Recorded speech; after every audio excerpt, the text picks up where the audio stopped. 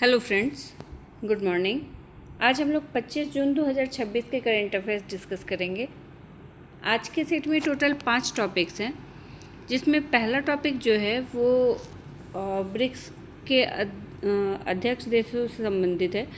तो जैसा कि आप लोगों को पता होगा कि 2026 में भारत ब्रिक्स की अध्यक्षता कर रहा है और उसी के तहत ब्रिक्स के सदस्य देशों की अलग अलग मीटिंग आयोजित की जा रही है भारत में, जैसे सांस्कृतिक समूह हो गया या अंतरिक्ष हो गया या एआई के क्षेत्र में हो गया। तो अलग अलग बैठकें हो रही हैं। तो उसी संदर्भ में अभी 23 और 24 जून 2026 को बेंगलुरु में ब्रिक्स देशों के अंतरिक्ष एजेंसियों की बैठक आयोजित की जा रही है और इस बैठक में ब्रिक्स के सभी 11 देशों की अंतरिक्ष एजेंसियों के प्रमुख और वरिष्ठ प्रतिनिधि भाग ले रहे हैं। इस बैठक का विषय क्या है? तो building for resilience, innovation, cooperation and sustainability, ये इस बैठक का विषय रखा गया है और चर्चा का मुख्य केंद्र अंतरिक्ष स्थिरता, सुरक्षित और टिकाऊ अंतरिक्ष संचालन और अंतरिक्ष मलबे से मुक्त मिशनों के लिए प्रभावी शासन व्यवस्था तैयार करना है। इस कार्यक्रम में विभिन्न स्पेस टेक स्टार्टअप और निजी उद्यम अपनी तकनीकों और नवाचारों का प्रदर्शन करेंगे। अब जरा ब्रिक्स समूह के बारे में देख लेते हैं, क्योंकि ये भी एग्जाम में पूछता है और ऐसे भी ये जानना ज़रूरी है कि ब्रिक्स के कौन से सदस्य देश है। तो ब्रिक्स की स्थापना मेनली ब्रिक से हुई थी। तो ब्रिक में कौन कौन? ब्राज़ील, रूस, इंडिया और चाइना। फिर बाद में दक्षिण अफ्रीका जुड़ा, तो ब्रिक्स हो गया ये। तो ब्रिक, और अब इसमें मिस्र, इथियोपिया, इंडोनेशिया, ईरान, सऊदी अरब और यूएई, ये सारे देश शामिल हो गए हैं। तो नाम तो ब्रिक्स समूह है, इसमें 5 देशों का जिक्र है, लेकिन इसके अलावा 6 देश और हैं जो हैं मिस्र, इथियोपिया, इंडोनेशिया, ईरान, सऊदी अरब और यूएई। तो अब ब्रिक्स समूह के सदस्य देशों की संख्या कितनी हो गई है? 11। ब्रिक्स का कोई निश्चित हेडक्वार्टर नहीं है, लेकिन इसका एक बैंक है, न्यू डेवलपमेंट बैंक, ठीक है। तो उसका हेडक्वार्टर है शंघाई, चीन में। तो ये भी ध्यान रखिएगा, अगर पूछा जाए कभी कि ब्रिक्स का हेडक्वार्टर कहाँ है, जैसे कई इंटरनेशनल ऑर्गेनाइजेशंस के हेडक्वार्टर पूछता है एग्ज़ाम में, तो अगर इसका हेडक्वार्टर पूछा जाए तो इसका कोई निश्चित हेडक्वार्टर नहीं है। इसका जो बैंक है न्यू डेवलपमेंट बैंक, उसका हेडक्वार्टर है और वो है शंघाई, चीन में। नेक्स्ट टॉपिक देख लेते हैं। तो नेक्स्ट टॉपिक टाइप 1 मधुमेह का अभी हाल ही में एक मेडिसिन लॉन्च हुआ है, उससे रिलेटेड है। तो टाइप 1 मधुमेह के उपचार और रोकथाम के क्षेत्र में एक महत्वपूर्ण प्रगति के रूप में टेप्लीजुमैब इस दवा को विशेष पहचान मिली है और इसका व्यावसायिक नाम जो है वो है जिल्ड। ये दुनिया की पहली ऐसी दवा है जिसे लक्षण युक्त स्टेज 3 टाइप 1 मधुमेह की शुरुआत को विलंबित करने के लिए विकसित किया गया है और हाल ही में यूके की राष्ट्रीय स्वास्थ्य एवं देखभाल उत्कृष्टता संस्थान ने इस दवा के उपयोग को लेकर अंतिम मसौदा दिशा निर्देश जारी किया है, जिससे अब इंग्लैंड और वेल्स की राष्ट्रीय स्वास्थ्य सेवा में इसके उपयोग का मार्ग प्रशस्त हो चुका है। मतलब अब इंग्लैंड और वेल्स में इसका यूज किया जाएगा। टेप्लीजुमैब दवा जो है, इसका निर्माण सैनोफी कंपनी द्वारा किया गया है और ये दवा वयस्कों तथा 8 वर्ष या उससे अधिक आयु के बच्चों के लिए स्वीकृत है। यानी कि वयस्क और 8 वर्ष की आयु से अधिक जो भी बच्चे होंगे या 8 वर्ष की आयु के भी बच्चे जो होंगे, उनको ये दिया जा सकता है दवा। इस दवा का मेन उद्देश्य है इस दवा को डेवलप करने का कि स्टेज 2 टाइप 1 मधुमेह वाले जो व्यक्ति हैं उनमें रोग की प्रगति को धीमा किया जाए, ताकि स्टेज 3 की शुरुआत को कुछ समय के लिए टाला जा सके। और ये दवा टैबलेट के फॉर्म में नहीं होगा, ये इंट्रावेनस इन्फ्यूजन के रूप में दी जाएगी, यानी कि वैक्सीनेशन के थ्रू इसको दिया जाएगा, वेन में ये दिया जाएगा।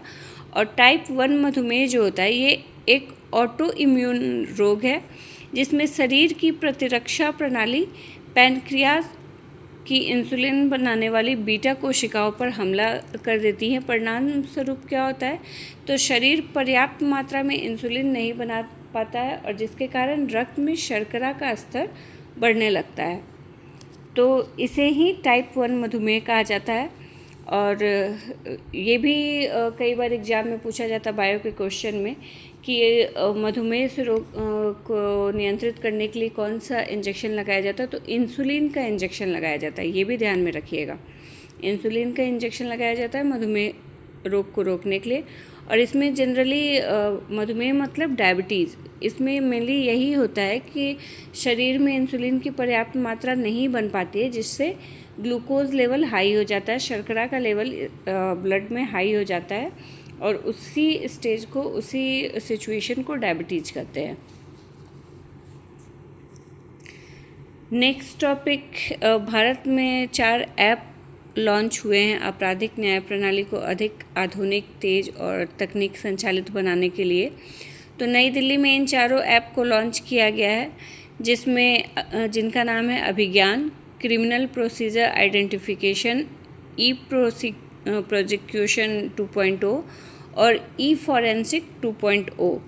तो इन चारों ऐप को लॉन्च किया गया है न्याय प्रणाली को अधिक आधुनिक, तेज और तकनीक संचालित बनाने के लिए।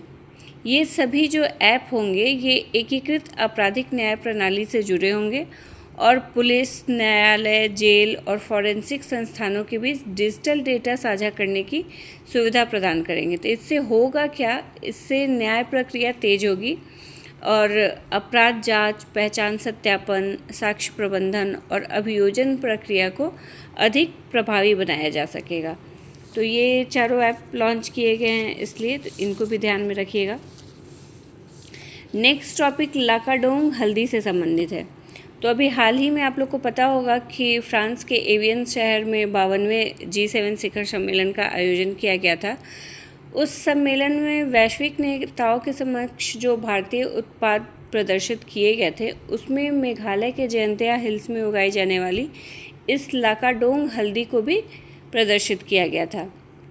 अब इस हल्दी के बारे में ज़रा जान लेते हैं। तो इसको वर्ष 2024 में GI टैग प्राप्त हुआ था और इस हल्दी का नाम मेघालय के जयंतिया हिल्स स्थित लाकाडोंग क्षेत्र के नाम पर रखा गया है। तो इसी एरिया के नाम पे इसका नाम रखा गया है। और इस हल्दी की जो मुख्य विशेषता होती है वो इसमें पाया जाने वाला उच्च करक्यूमिन स्तर है। करक्यूमिन स्तर क्या होता है, तो ये हल्दी का प्रमुख जैव सक्रिय यौगिक होता है जो इसके औषधीय गुणों के लिए जिम्मेदार माना जाता है। आमतौर पे हल्दी में इसकी मात्रा 2 से 3% होती है, लेकिन इस हल्दी में करक्यूमिन की मात्रा 7 से 12% तक होती है, जिसके कारण इसका उपयोग खाद्य उद्योग, न्यूट्रास्यूटिकल्स उत्पादों, औषधि निर्माण और सौंदर्य प्रसाधन उद्योग में किया जाता है। और आपको पता होगा कि भारत दुनिया का सबसे बड़ा हल्दी उत्पादक भी है और निर्यातक भी है। तो इस मामले में भारत पहले नंबर पे है हल्दी उत्पादन और निर्यात दोनों के मामले में। तो ये लाकाडोंग हल्दी मेघालय की हल्दी है जिसको G7 समिट में भारतीय उत्पाद के रूप में वैश्विक नेताओं के समक्ष प्रदर्शित किया गया था।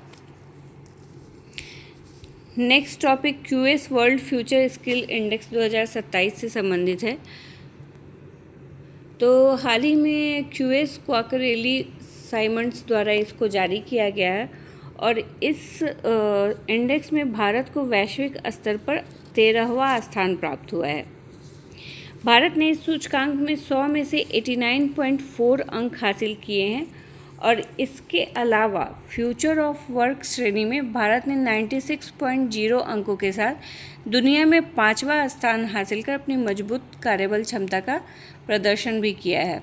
तो फ्यूचर ऑफ वर्क श्रेणी में 5वां स्थान प्राप्त हुआ है, ये भी ध्यान में रखिएगा। और QS world future skill index में 13वां स्थान प्राप्त हुआ है। भारत ने इस सूचकांक में आर्थिक परिवर्तन और शैक्षणिक तैयारी के क्षेत्रों में उत्कृष्ट प्रदर्शन किया है। देश की उच्च शिक्षा प्रणाली, तकनीकी संस्थान और तेज़ी से बढ़ता डिजिटल बुनियादी ढांचा इसके लिए प्रमुख कारण माने जा रहे हैं। QS world future skill index 2027 में भारत दक्षिण एशिया का एकमात्र ऐसा देश है जिसे शीर्ष 15 देशों में स्थान मिला है। इसके अलावा किसी भी दक्षिण एशिया के देश को शीर्ष 15 में स्थान नहीं मिला है, भारत इकलौता ऐसा देश है।